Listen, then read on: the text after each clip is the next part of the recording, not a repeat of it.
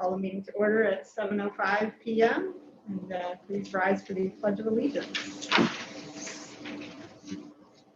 I pledge allegiance to the flag of the United States of America and to the republic for which it stands, one nation, under God, indivisible, with liberty and justice for all.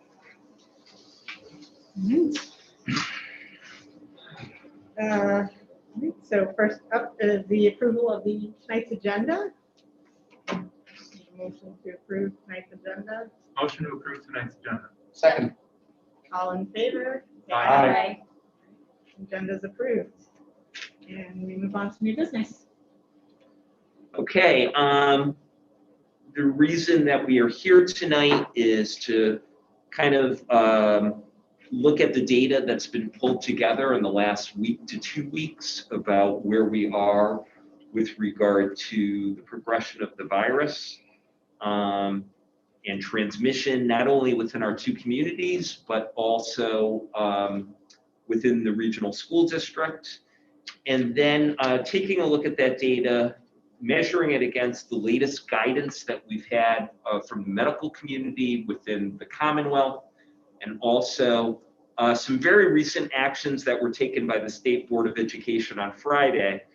I've got some recommendations with regard to changing our model, our predominant model, from the hybrid model to full in-person instruction. We don't have every single detail at every single school worked out, but I'd like to speak in broad terms about what our game plan is. So what I'm going to do is, correct me if I'm wrong, I'm the panelist now, and I can share my screen, correct? Dave? Okay. Oops.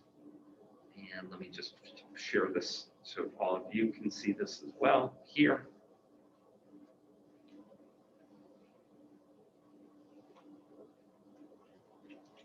And that, correct me if I'm wrong, Dave, that's coming out on the Zoom. Okay, great. So what I'm going to do is I'm just going to move a little bit over here. Excuse me, Dorothy. And I will use my teacher voice without a mask, and hopefully everybody can hear me sufficiently. So as we talked about in our last school committee meeting, across our country, but across the Commonwealth, the data with regard to COVID transmission continues to improve.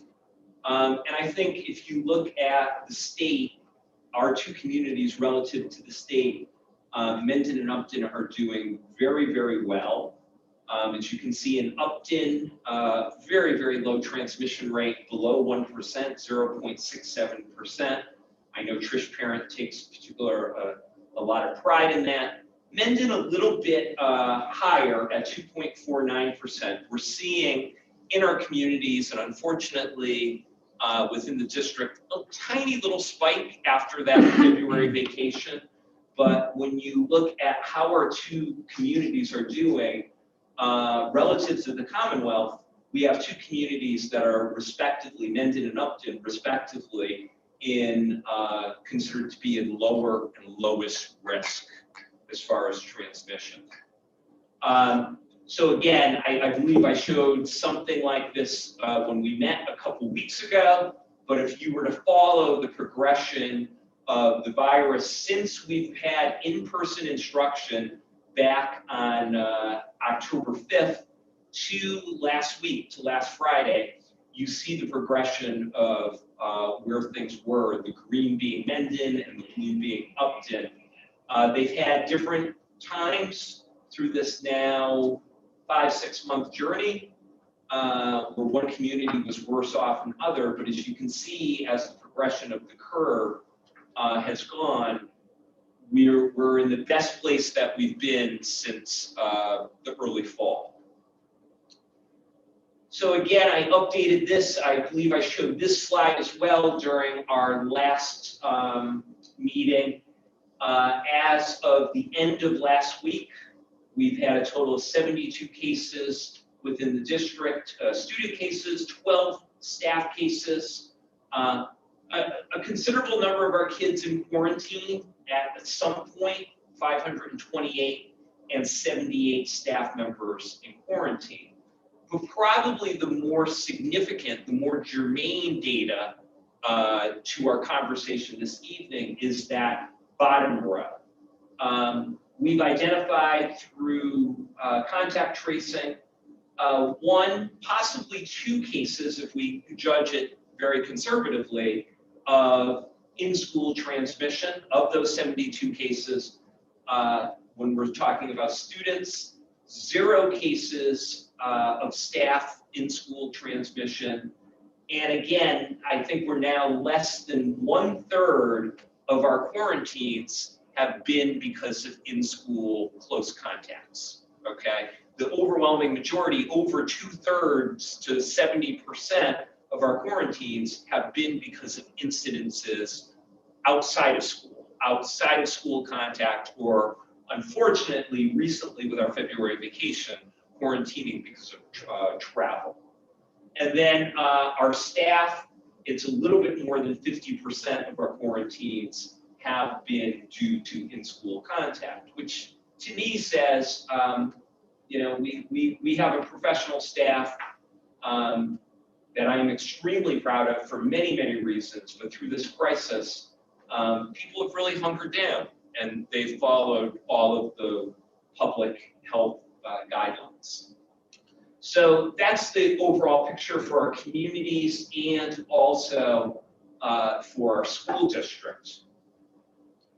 So I'm sure we're all cognizant, we were discussing this 2 weeks, but in a very, very short period of time, our Commissioner of Elementary and Secondary Education, Jeff Riley, has decided, working in conjunction with the State Board of Education, that they're going to put regulations in place to basically push all school districts across the Commonwealth to full in-person instruction. So on Friday afternoon at 2 o'clock, after about a 2-hour meeting, the board gave the Commissioner Riley the power to change the time on learning regulations to basically say hybrid and full remote will no longer count towards student learning time. So like I said, they voted 8-3 just last Friday to give him the authority to eliminate hybrid and remote models to count. And he just made it definitive this afternoon that the expectation is that all districts across the Commonwealth will go to full in-person by Monday, April 5th, and that middle school students will be full in-person by Wednesday, April 28th. Nothing definitive yet for the timeline for high schools. However, it was announced in the guidance document this afternoon that sometime in April, there will be a definitive date for high schools as well. So keep in mind, one of the things, and I believe I put this in your packet, that Commissioner Riley presented at the Board of Education meeting on Friday was a very definitive, very public letter from 60 really experts, pediatricians, the president of the Massachusetts chapter of the American Academy of Pediatrics, several infectious disease specialists from Harvard Medical School, from Brigham and Women's, from Mass General, and other public health experts. And I chose a couple of quotes that I really felt were salient, and obviously the letter makes a compelling case that we need to think long and hard and take action about in-person instruction. And this quote, "Distancing between students and opening schools to in-person learning should reflect within school transmission rather than strictly community prevalence rates." And I think the good news for us here in Mendon-Upton, as I just showed in those summary slides, is we now have a good 5-6 month track record that shows there isn't a lot of community transmission. We're kind of if you look at the map that comes out in the Boston Globe every Thursday, we've got a lot of yellow around us, but we're kind of this nice little oasis of gray and green. But probably more significantly, our within school transmission is very, very small. Okay, keep in mind 2 cases that we've contact traced out of 72 as far as students. And then a point, and we're going to talk about the whole issue of distancing, okay? But they're very, very clear, too, in saying the mitigation strategies, the 5 key mitigation strategies need to be in full force, and probably the really key one is consistent masking of all staff and students. And they make the point that, yeah, you can go closer than 6 feet,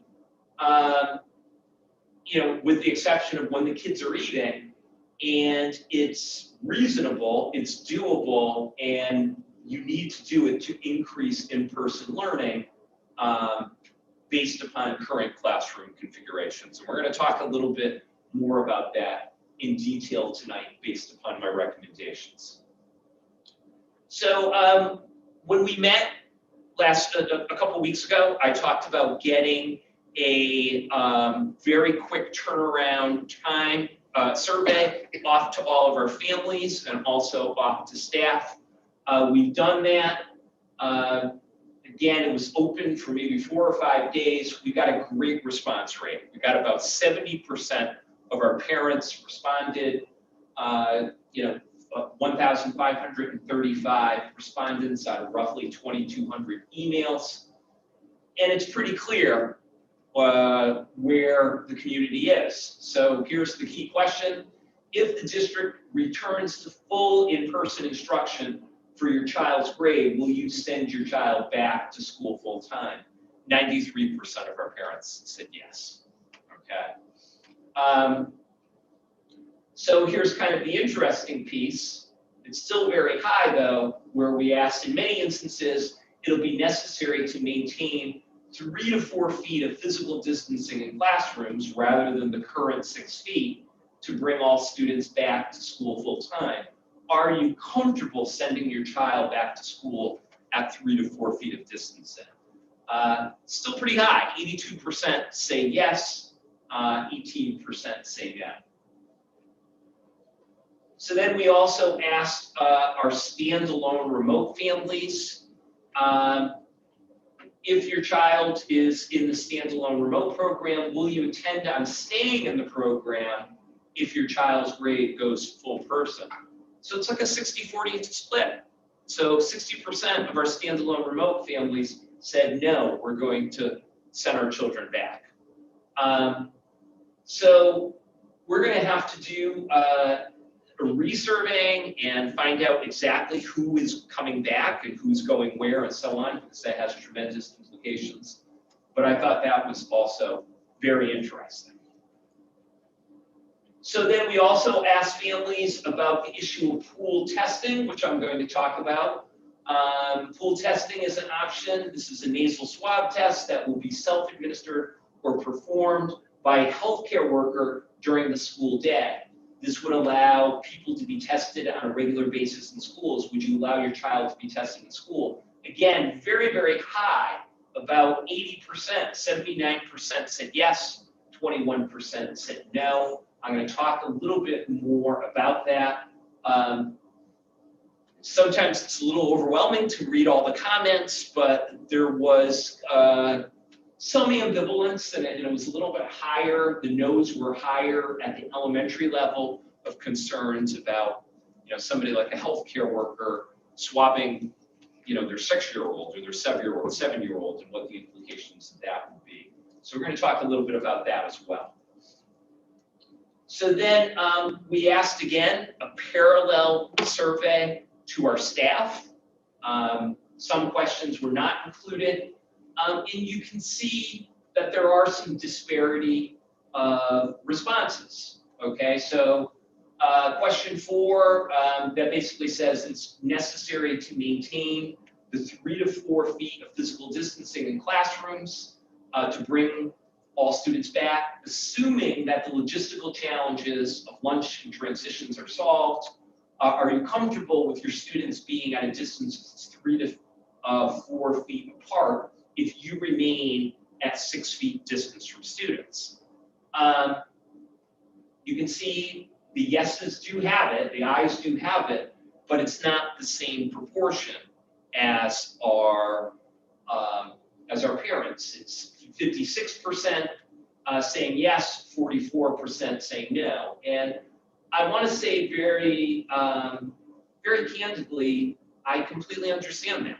And I think that there is still some fear, apprehension, ambivalence about this, about bringing back more students, a lot of concerns for safety. I do think the fact that vaccinations have opened up, and I wish it was a little bit more organized and it wasn't kind of this Hunger Games type, I've got to get up at 4:30, 5 o'clock in the morning to get on the CVS website.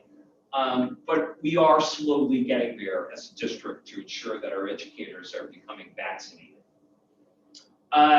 So place where we do have concurrence is the question around pool testing. Would you consent for the test? And as a district, our professional staff, it's 87-13, very similar to what our parents said. So I do want to talk about, based upon the recommendations to bring our kids back for full in-person, we're obviously going to back down from the 6 feet of distancing that we've maintained. And keep in mind, the overwhelming majority of districts across the Commonwealth in bringing kids back, and again, the overwhelming majority of them are in the hybrid model, have maintained 6 feet of distancing.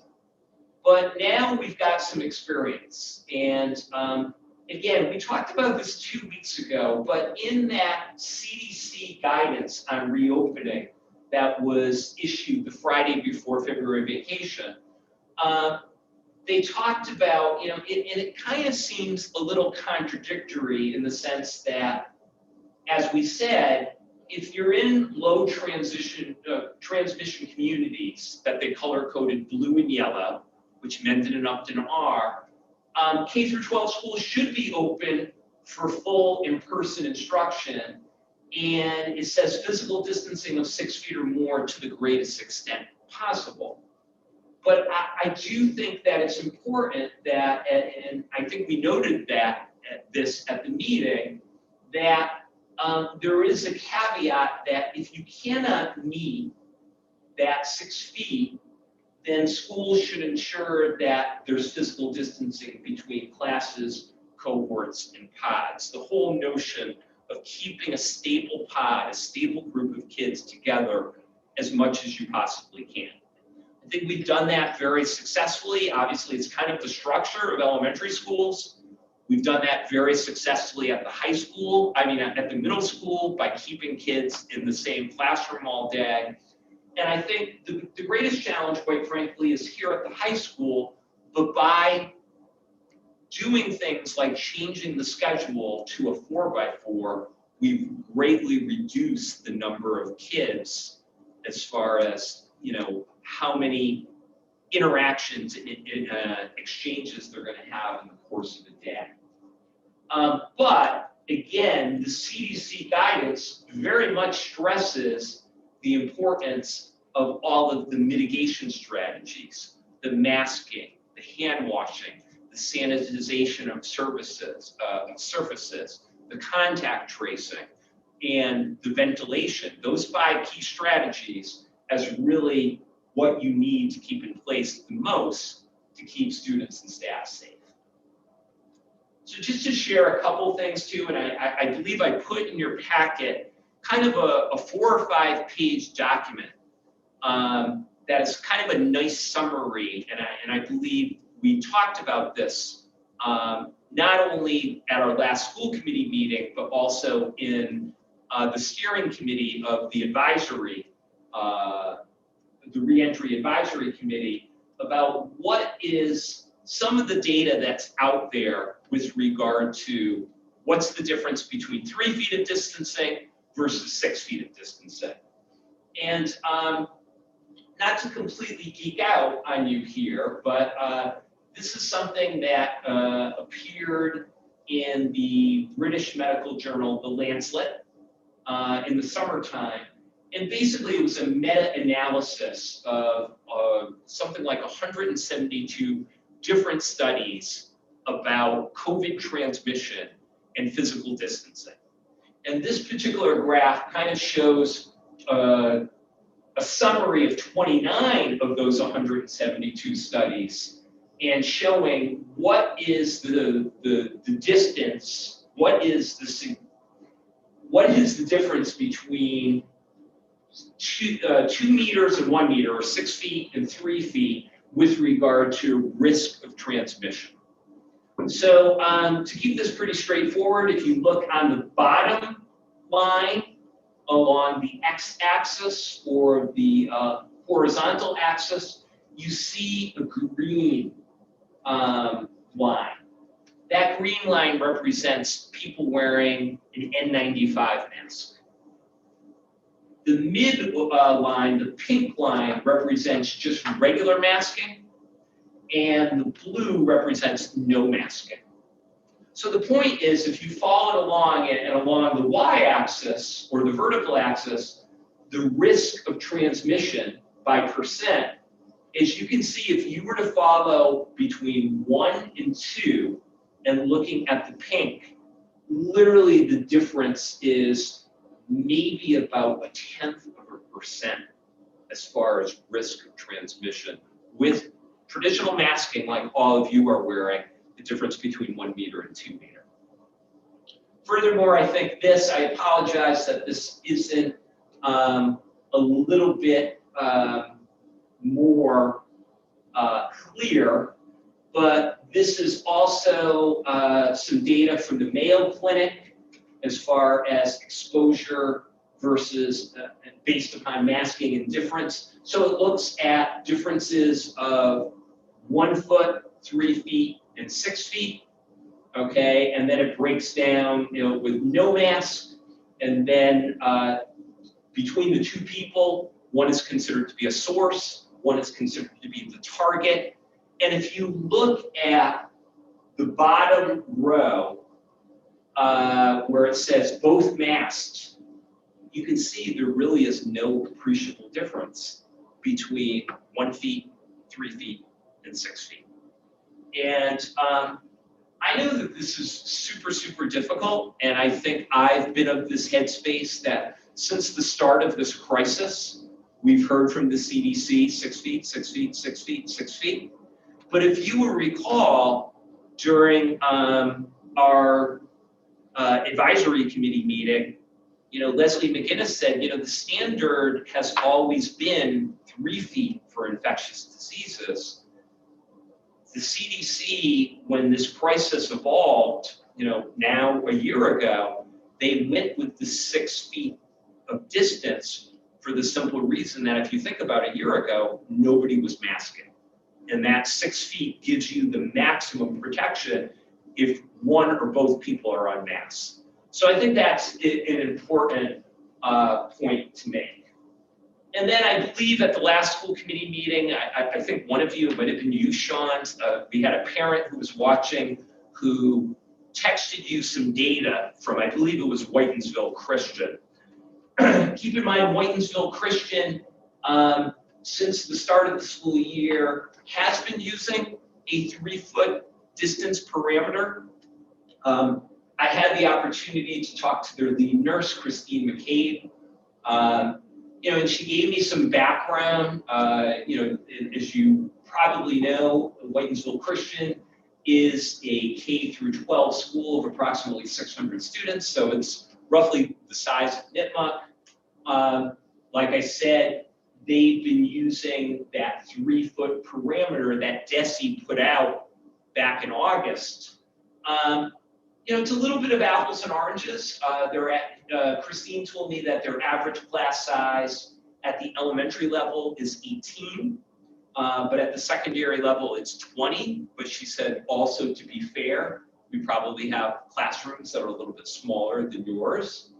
But I think if you look at their positive cases, they very much have a curve like ours, you know, where things spiked right before the holidays and they had a rough January, and things have since stabled off. She shared with me that to date, they've had 3 cases of in-school transmission, and all 3 occurred in their after-school program with younger students. So again, I think, you know, we've got the data locally, and when you pair that with what some of the recent research tells us, I think there is a case that DESE is making that is valid about relaxing that 6 feet of distancing. Because keep in mind, we can't have all of our kids back. It's just physically impossible unless we're going to be teaching classes outdoors and nothing but outdoors to have all of our kids back. Let me just get that off the screen.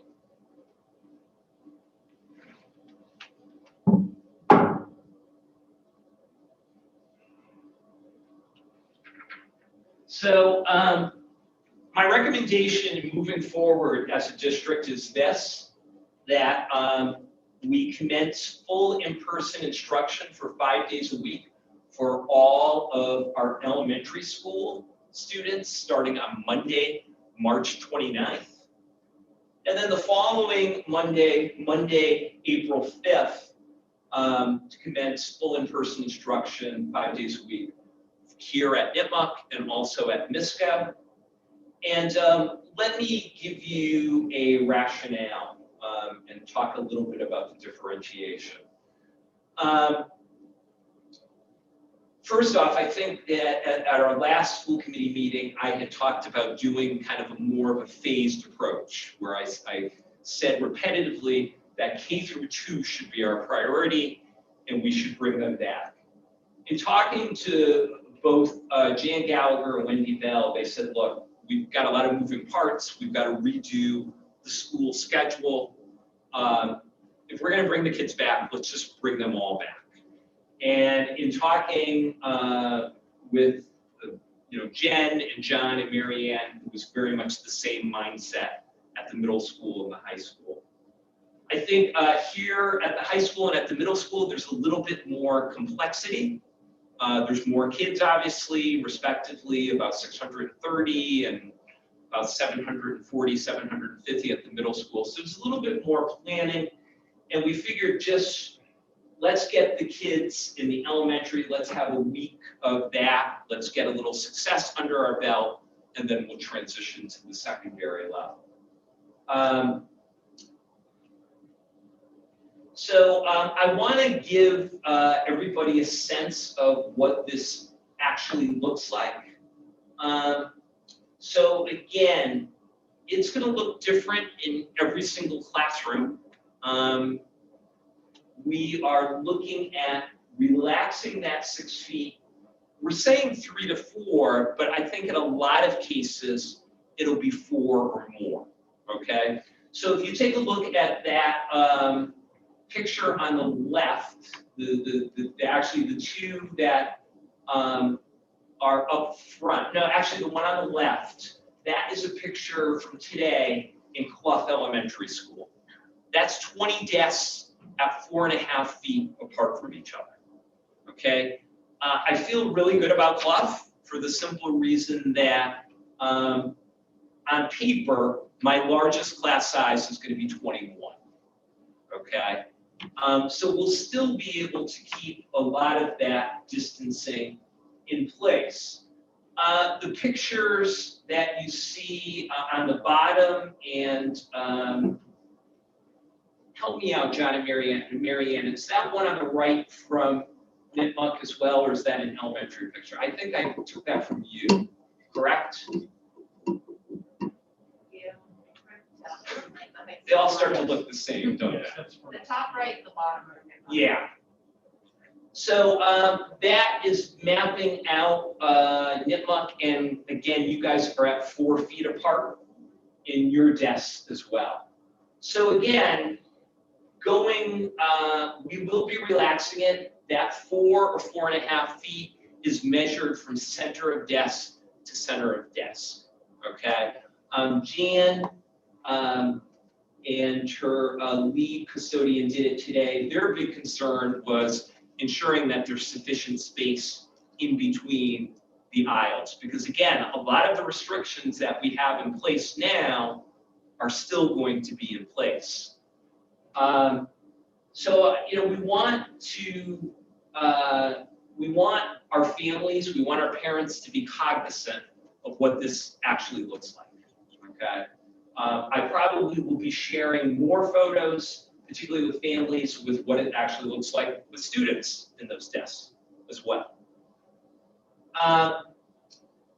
I have already communicated to all of our standalone remote program families that we will continue the program throughout the end of this school year. It's my game plan to send out a survey this evening upon you approving this change in programming to our standalone remote program families, but also to our hybrid program families, because I do think that there will be some families in the hybrid program who do not want to send their kids for full in-person instruction. Believe it or not, it wasn't a lot, but there was a percentage of families that said, just keep it hybrid for the remainder of the school year. But again, in doing our planning and setting up classrooms and so on, we need to know as soon as possible how many of our students will be remaining in the program. And as I said, we may have some families that want to move into the standalone remote program. We will have that as an option. I do want to be very, very clear that for the remainder of the school year, it'll be one or the other. We're not going to have hybrid where some parent says, well, I want to send my child 2 days a week, and then can they do remote, standalone remote, the rest of the week? That just will not work, period. So let me just share some of the issues that we are still planning, but this is part of the importance of the survey. But we talked about during the last school committee meeting how the transportation regs have changed, and really there are those capacity limitations. We need to know which of our students are going to be taking the bus, and we're actually really encouraging it. Our concern is, as you know, again, based upon the safety protocols, we've changed our drop-off and pickup routines. If you come to MISCO, it's now this big loop. Same thing at the elementary levels. We just have concerns about, my God, is it going to be like any of our days that we have now, double the traffic and so on. So the taking the bus will be very much highly encouraged. We are looking at a lot of options for lunches. I know Mrs. Bell and Mrs. Gallagher at the elementary, they've actually added a lunch so that they will have more lunches and try to keep the same number of kids and still keeping the parameters that we have in place now, where there will always be at least 6 feet apart from the kids while they're eating, facing in the same direction and so on. Here at the high school and also at the middle school, we're also very strongly looking at the rental of tents. I think the good news is, let's just hope that the weather continues like today and tomorrow and through the remainder of this week, that we'll have more possibility for kids getting outside. We're also looking at, particularly it becomes important at the elementary level, the issue of snacks, and actually doing that on kind of a partial rows and every other kid basis, so that kids will not be unmasked eating next to kids, that they're close to and so on. Mask breaks will also have to be planned out very carefully. And again, we really hope with this better weather in the springtime to be outside more frequently. And then I think a big issue that we're going to be very aggressively pursuing is the notion of pool testing. We're at this place right now that it seems like the best place to pilot it would be here at Nipmuc, to start with the Nipmuc staff, to start with the older students, and keep in mind you have a target of a weekly participation rate of 80%.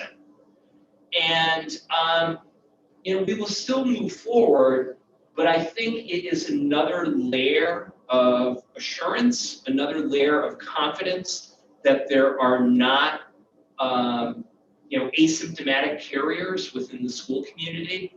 And if we have success with it and things are going well, then we would move it down from the high school to MISCO and then ultimately the elementary grades.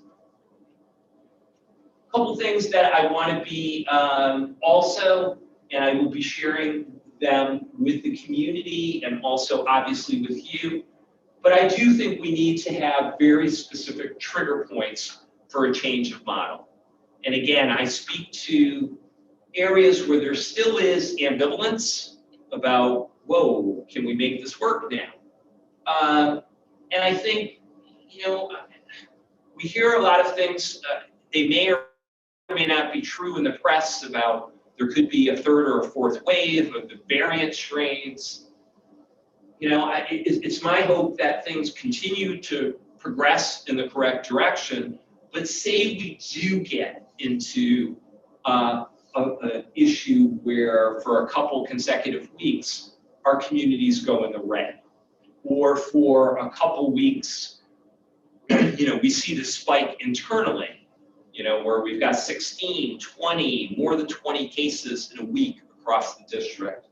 I think we've got to have these triggers to say, okay, we're going to move to back to hybrid, or in a really worst case scenario, we might have to go full remote again.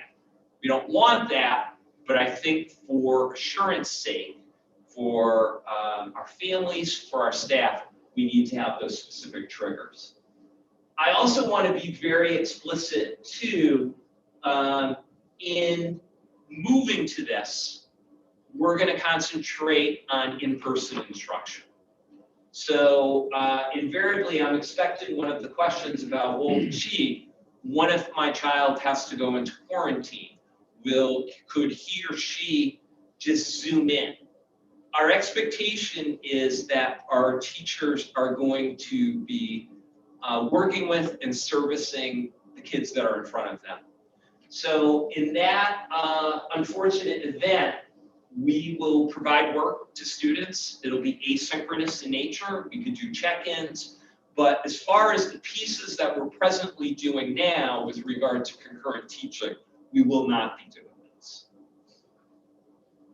So I really want to close on this simple point.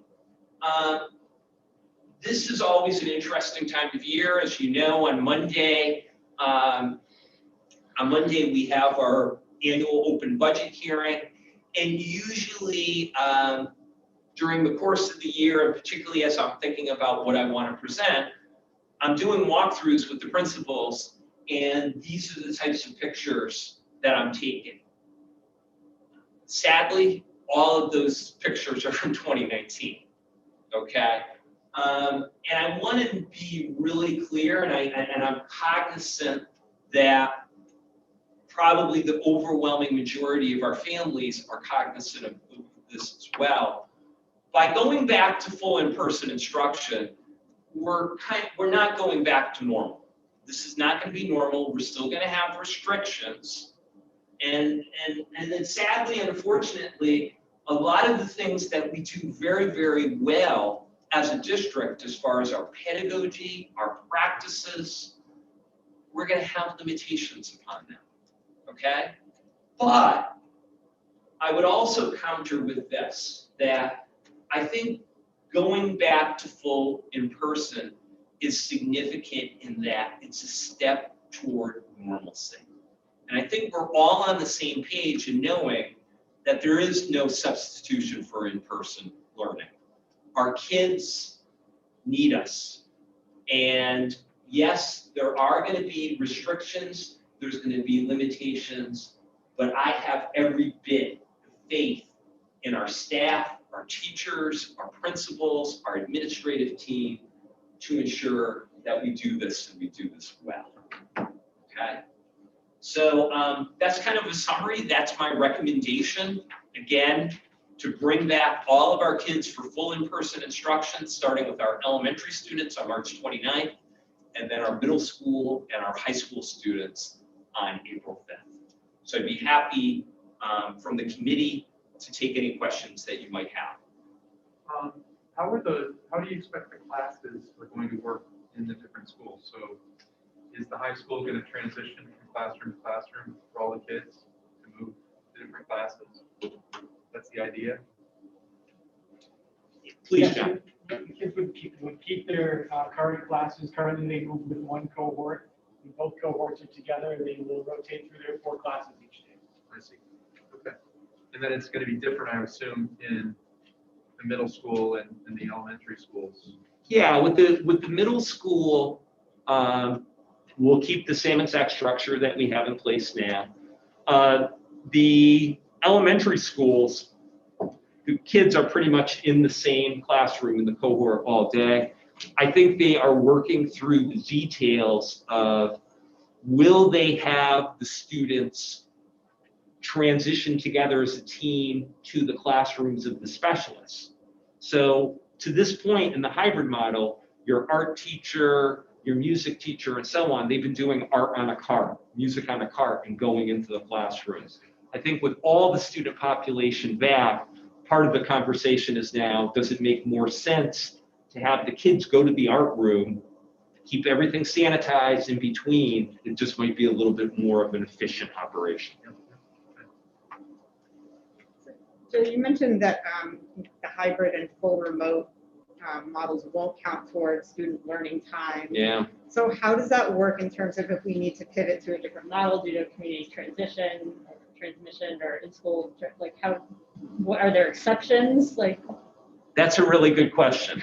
None of the guidance whatsoever mentions that.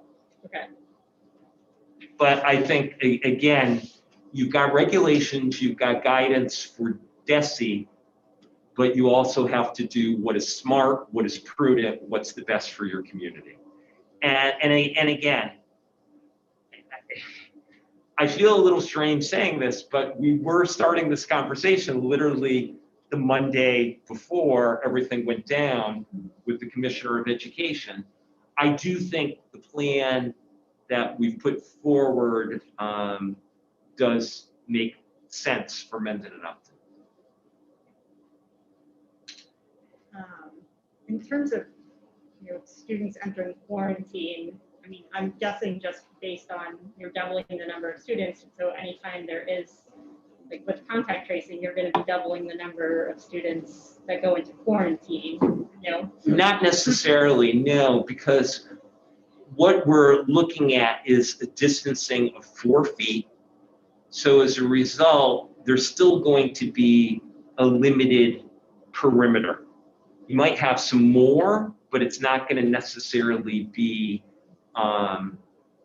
double of what you would have right now at a 6-foot distance. So let let me understand, I want to clarify that. So are we still considering the range of contacts to be 6 feet? 6 feet, cumulatively 15 minutes or more.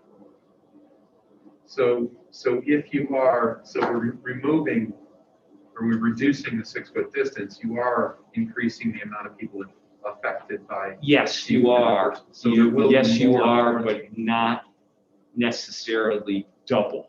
Okay, Because again, we will not be going, strict 3 feet and so on. And again, I would say in the overwhelming majority of our classes across the district, there really isn't a lot of concern. I think in the majority of our classes, we will be in that 4 to 4.5 foot range, not in the 3 foot.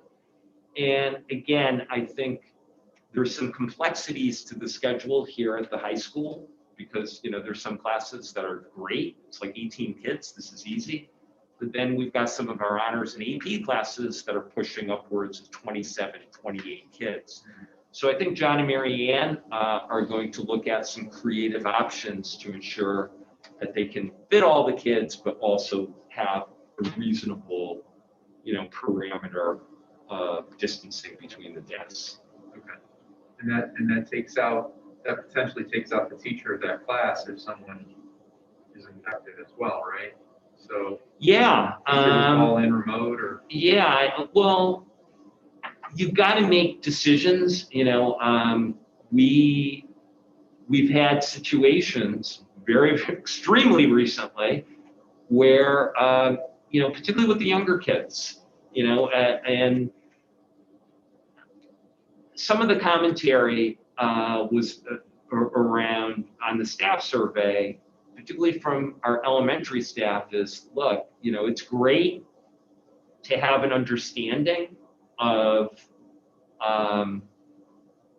it's great to have an understanding that we will be, you know, will remain 6 feet from students, which I think we should be. But, you know, here, just look at this slide. Okay, see this teacher right here working with the student?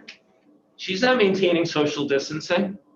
And I'm not saying that in a derogatory way. I mean, she's a wonderful teacher and she cares about her kids. And I think by the very nature of, particularly when you're working with younger students and, you know, they're working on, you know, early literacy and numeracy, it's really, really challenging. I mean, you know, if you're teaching AP English, yeah, it's probably easier to maintain that distancing. But I think by the nature of who our teachers are and why they're teachers, you know, they connect with kids and they connect with kids in a meaningful way. I think it's important to communicate to all the families out there that getting infected now when we have everybody together has a little bit more impact on the rest of the community and the rest of the school. It does. Because you're going to affect more people now. It does. Right? So we have to act together and we have to be responsible together about it. And the good news is, I think the overwhelming majority of our families have totally done the right thing and they've been scrupulous about, you know, being safe and being smart and not taking undue risks. But I also have to say there's, again, it's a small number, but, you know, have not. And, you know, it was a little discouraging that, you know, I'm the guy who does the daily updates to our, you know, our COVID-19 dashboard. And it was really, really discouraging the Monday after February vacation that we had 34 kids alone in quarantine because of recent travel. And I'm not saying that in a judgmental way, but, you know, it leads to issues across all 4 schools when things like that happen. And, you know, I hope, again, with the conditions improving and more folks being vaccinated, and particularly our educators starting to become vaccinated. But, you know, there is, you know, by having more bodies in the building, there is going to be a degree of risk. But I think it's important to salvage what we can of this school year and to get our kids back. I am in agreement with Commissioner Riley, who says, look, this school year is what this school year is. And I do think, I think we've made some wise, prudent decisions as a district. I think you as a committee have handled things very, very prudently. But I do think we've got to be prepared that the 21-22 school year, everybody's going to be back. It's going to be different. I think we will be approaching normalcy. I think we'll start the school year with, a lot of our mitigation strategies still in place. And I'm cautiously optimistic that we can finish next school year in something that's pretty close to normal. But I do view that this step is really helping us approach normalcy. Joe, can we talk a little bit about, I'm hearing a lot about what's happening in classrooms and lunches, about some of the less traditional spaces and how we're going to be protecting students and staff in those spaces. I'm thinking like guidance, libraries, things like that with increased traffic through some of these areas. Like I'm wondering if we've got, all transitions are hard for kids. So even though we're all going to be very excited to have our kids coming back, that's a tough transition. So I'm thinking kids are going to be needing some extra support. They typically seek out nurses, guidance counselors, things like that. So what are we thinking about in terms of keeping those environments safe for staff and students? As we're probably going to see increased traffic coming through those areas. So, with your specific example, Carrie, the guidance office, we've had some pretty stringent protocols that it's not like normal operation where a kid can just drop in. There has to be, a pre-sign-up period and then, a specific time and so on. So a lot of those safety measures in kids going to specific locations, all of those restrictions and those protocols are going to stay in place. I think one of the big concerns, to your point, is around increased traffic.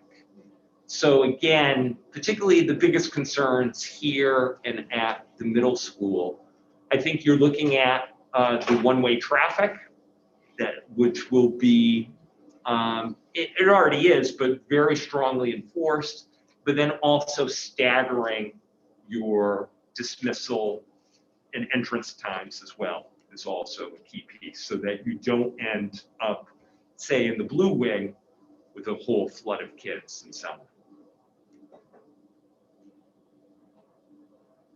And so when we look at adjusting like the classrooms and stuff like that, will we be taking the work that's been done around first grade already, where they're spread out, and reconsolidating that or reassimilating that back into the new structure? So that's a great question. I think the feeling is we're going to keep first grade status quo because it worked, and it has been working now for, I believe, 3 weeks. But yeah, no, the first grade classrooms are very, very comfortable size. They're, 13-ish. So we're going to keep those kids as is. We're going to keep them with their teachers. We're going to keep that status quo. Okay. And then the other question I had, just a clarification again, just to make sure. So when the commissioner says that, after this period of time, there'll be no more, time on learning will not count for hybrid or remote. Yeah. So those kids that are going to be selecting remote moving forward, at least to the end of the year, how does that play and how does that So work? he means it in the context of districts that are in full remote. Okay. And believe it or not, there still are a small number of districts like Worcester that are still, for the majority of their students, in full remote.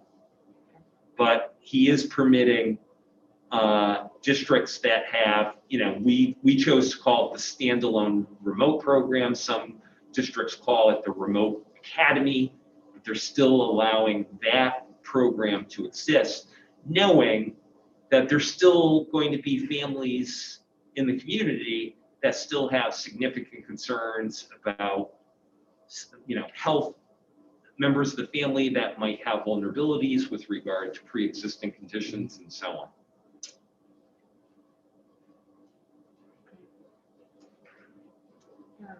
In terms of music and band, I know music was just cleared for singing at 10 feet distance. So Sure, with masking. How does that work with everybody, everybody back? Do they have room to do that, or?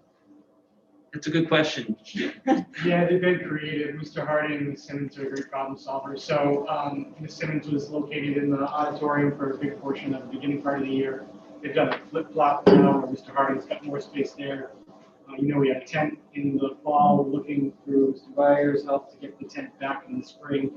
But without compromising the distance that's necessary, they've been able to come up with creative ways to find the space they need for the kids to sing.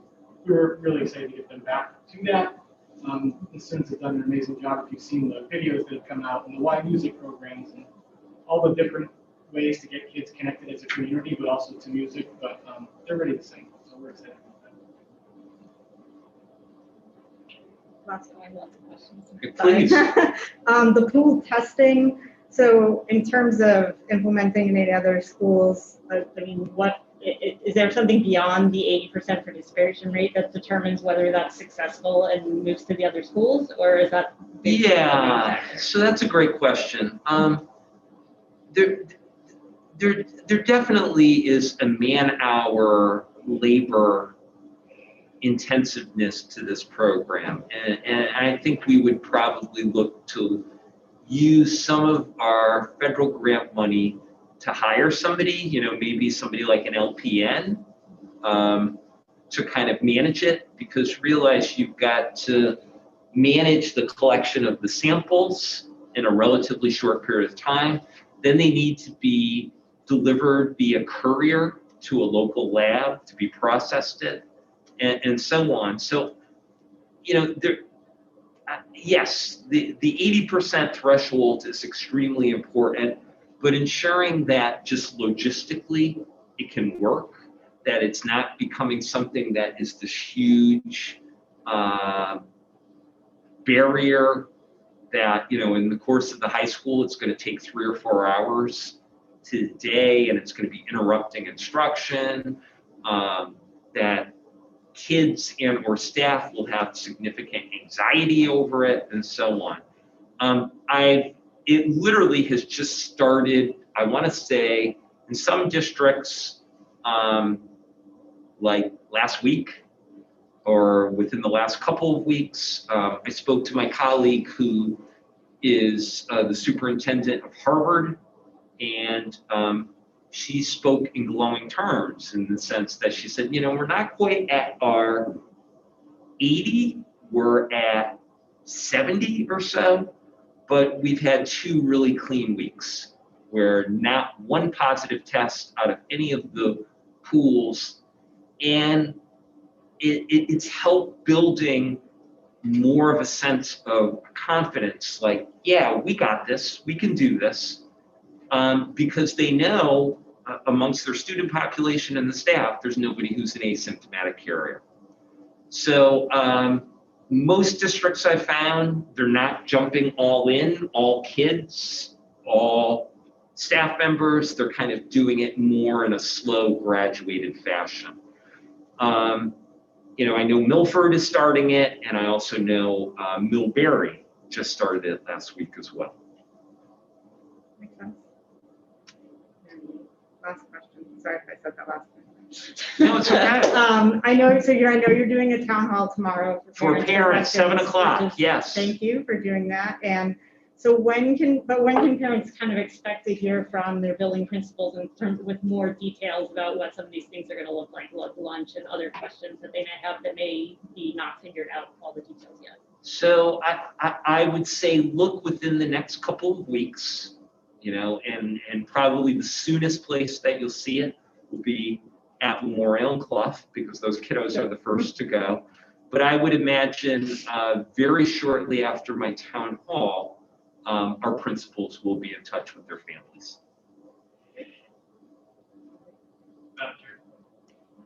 You have several questions in the comment webinar. I can read them into the record, or we can open it up and we can make them participants.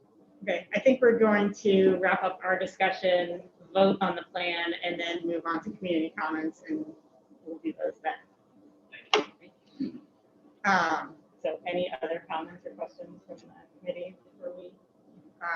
So we need a formal motion and vote to transition to full in-person instruction for elementary students starting March 29th and for secondary students on April 5th.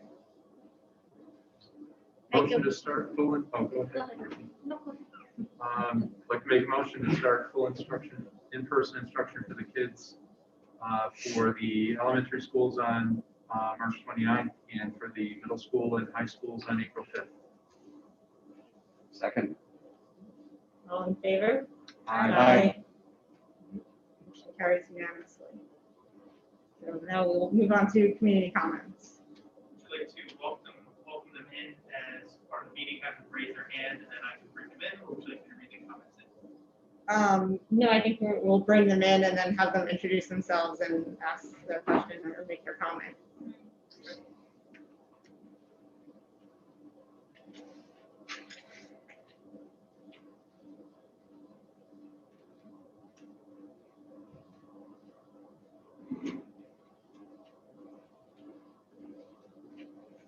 See if hand raised here.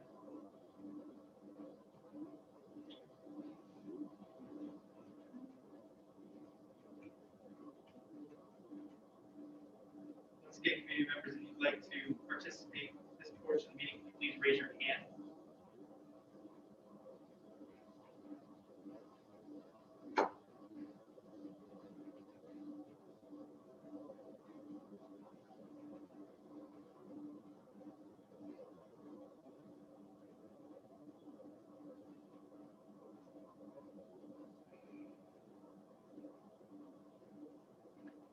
Not seeing any on the Zoom. I will save the questions that were asked of me for your reference, but I'm not seeing any hands raised for public comment. Okay. All right. So, and just to remind people that, you know, if they have comments or questions, they can come to the town hall tomorrow at 7, right? 7 7 p.m. p.m. Come one, come all. Right. Madam Chair, I have a hand raised. Okay. We have Maya Stone. Ms. Stone, would you please state your name and address for the record, please? Yes, this is Maya Stone, and I just had a question. Will the standalone remote be full-time? Now it's 2 days asynchronous, 2.5 days synchronous. Will that switch to full-time remote as well? To full remote 5 days? Chances are, yes, it will, Maya. I think we have to see how many students we have, how it works out, but yes, chances are, yes, it will. Okay, thank you. You're welcome.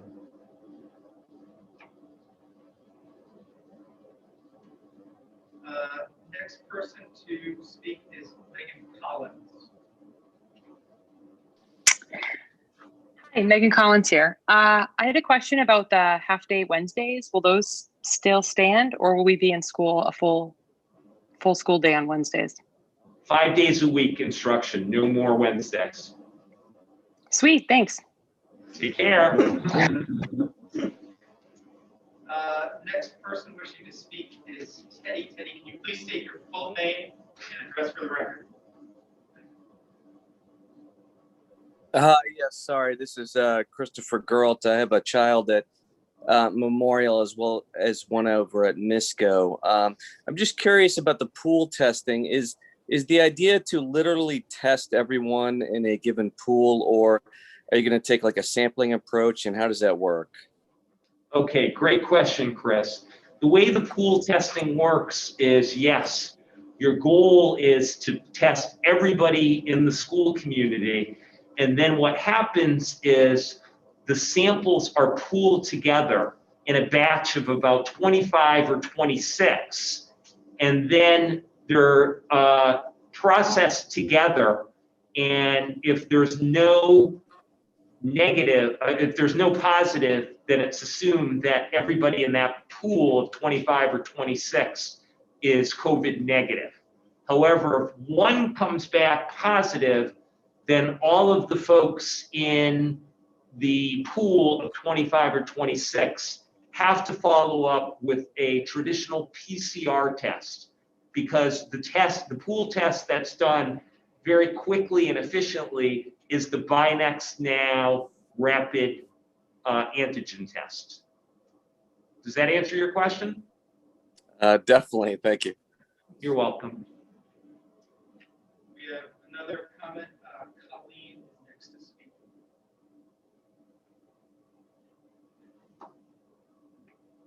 Colleen, go ahead and unmute yourself.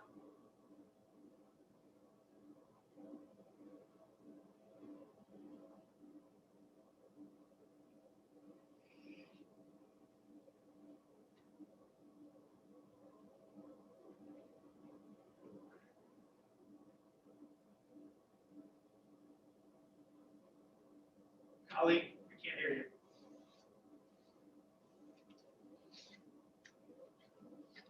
She did ask a question. Would you like me to read it into the record? Could there be any consideration to allowing elementary age students to eat lunch in their classrooms? I know neighboring communities are sending high school age students home to eat lunch and having elementary age to eat in their classroom. I think Jan and Wendy, our two elementary principals, have been very thoughtful about the approach. And I think from a safety perspective, as far as the size of the cafeteria, and also a logistics perspective, as far as where the food is prepared, the most prudent course of action for our elementary students is to continue having the lunch in the cafeteria. We have two more questions. Alex, could you please state your name and your address for the record? Good evening. My name is Alex Rodriguez. I'm from Upton. My daughter is in 3rd grade at Memorial, and I understand that the class sizes are a bit larger. Will the school be able to manage the 4.5 feet social distancing with the larger class sizes, especially if most students opt for the in-person learning? Yeah, that's a great question, Alex. We've got a couple situations. I believe it's grade 3 at Memorial and also grade 2 at Clough, where we'll be looking to add somebody internally who's already on staff to help lower those class sizes so they're reasonable. But also keep in mind, it also is important to see of our standalone remote families, how many of them will be coming back, and do we have any hybrid families that'll be looking to transition? But I think we are going to be looking at doing that survey. As I said, I'm going to send it out this evening, and we're going to have a relatively short turnaround time, probably by the end of this week. So we should know by the early next week what our class sizes will look like. But we will not have elementary class sizes, that are excessive, that would put real challenges in keeping that 4-foot distancing parameter. Okay? Yes, thank you, Dr. M. We have another two questions coming in. This next one is from S. Olivia.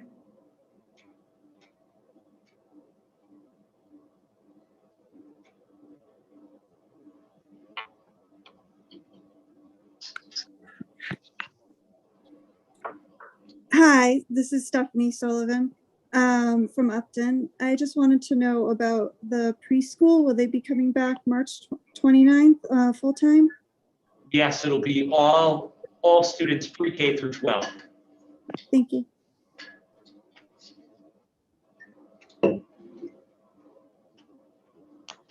Barbara, you are now live. Can you just please state your full name and address for the record? Hi, this is Barbara Brennan in Mendon. I actually have a two-part question, just a little bit more on the pool testing. I just wanted to know how the test is actually administered. Is it a cheek swab? No, it is a nasal swab, but it is nowhere near as invasive as at least the initial PCR test. You do not need to make contact with your brain. It's just simply a inner part of the nasal cavity swab. Okay, good to know. And then my other question is about busing. You said that you're encouraging as many families as possible to utilize the buses. And Yes. how do you think that distancing is going to work with the buses? Yeah, so Barbara, at the last school committee meeting, we talked about that the restrictions have been lifted, particularly for communities that are rated as lower transmission communities like Mendon-Upton. So I think we would be looking at most a couple kids per seat, with the expectation that the seats would be permanent in the sense that, you know, there's a seating chart and the students always sit in the same location. And the expectation also is that the windows are open, I believe the parameter is by at least 3 inches. So I think we have to see how it fans out. Keep in mind, we do have some real disparities on our buses. You know, there's some that are a little bit more crowded, but there's others that, you know, they're nowhere near capacity. And also with that, in the past, kids have sat in assigned seating based on grade. Would this be maybe keeping kids in the same family together in a seat? Yes, yeah. That's probably a better question for the principals who really manage that, particularly at the elementary level. But yes, that clearly seems to make a lot of common sense. Okay, thank you. Couple more coming in.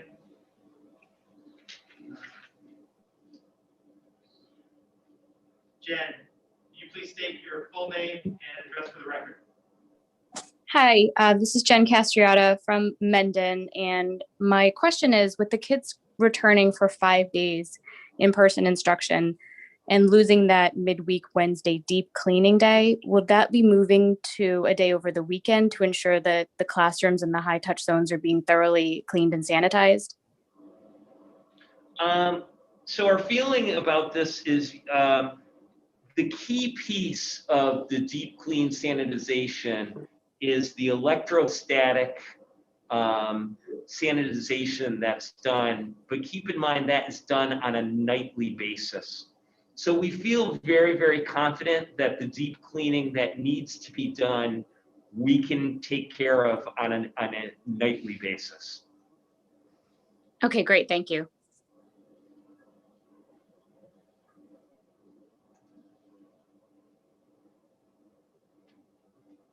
Please state your full name and address for the record. Hi, this is Beth Devricks from Mendon. I just have some questions about students who might be in quarantine where they'll have no instruction and just be sent home from work. I feel like we're trying to move to in-person instruction with more teacher time. And if they're just being sent home with a pile of work, that kind of defeats the purpose. So are you taking a little bit more of a look at kids that might be in quarantine? And honestly, hopefully this will just be a moot point once we're all vaccinated. I guess the last piece that you said, Beth, I could not agree with more.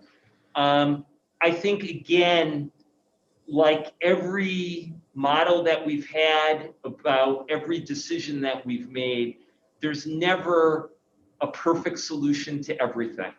And I feel very strongly as the leader of this district that when we do transition to full in person, I want our professional staff focusing on the kids that are in front of them.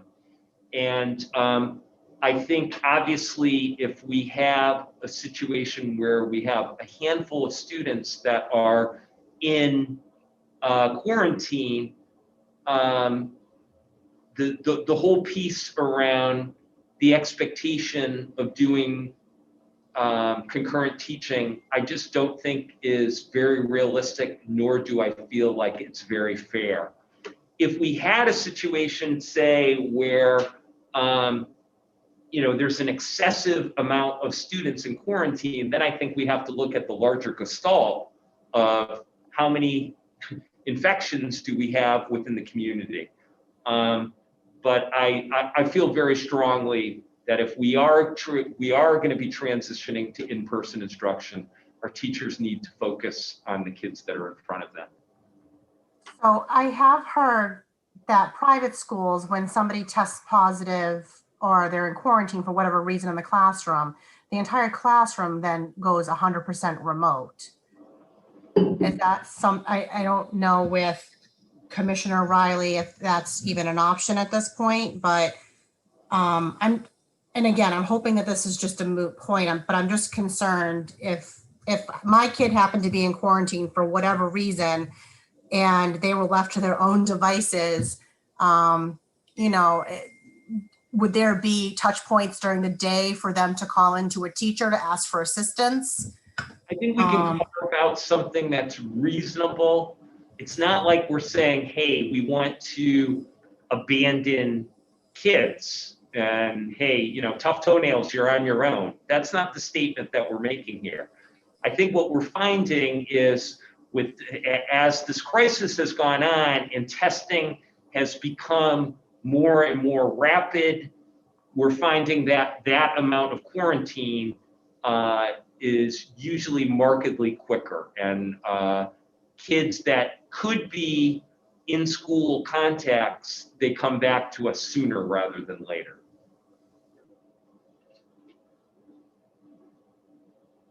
Megan, you are next up. Please state your full name, address, and sorry for lowering your hand earlier.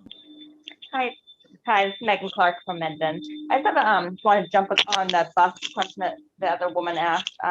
Last school committee meeting, you had mentioned sending out a survey to see who wanted to join the bus, and I have not received that survey. I don't know if you sent that out or that. No, what I sent out was just what I referred to as kind of the quick hitter, which was only 6 questions. You will be receiving a survey this evening or first thing tomorrow morning that asks you, hey, what's your name? What's your child's name? Do you intend on sending him or her onto the bus? Okay, thank you. You're welcome. Last call. I'm not seeing any more hands at this point, Madam Chair. We'll move on. Any other matters not anticipated by the committee within 48 hours of the posted meeting? Seeing none. All right, future agenda items. We have our open budget hearing on the fiscal year 22 budget. Next Monday at Nipmuc in the auditorium. This will be a live meeting. Encourage everyone to come, understand the budget, the drivers. We have a challenging year, so please come. And with that, we'll entertain a motion to adjourn. Make motion to adjourn. Second. All in favor? Aye. All right, we're adjourned.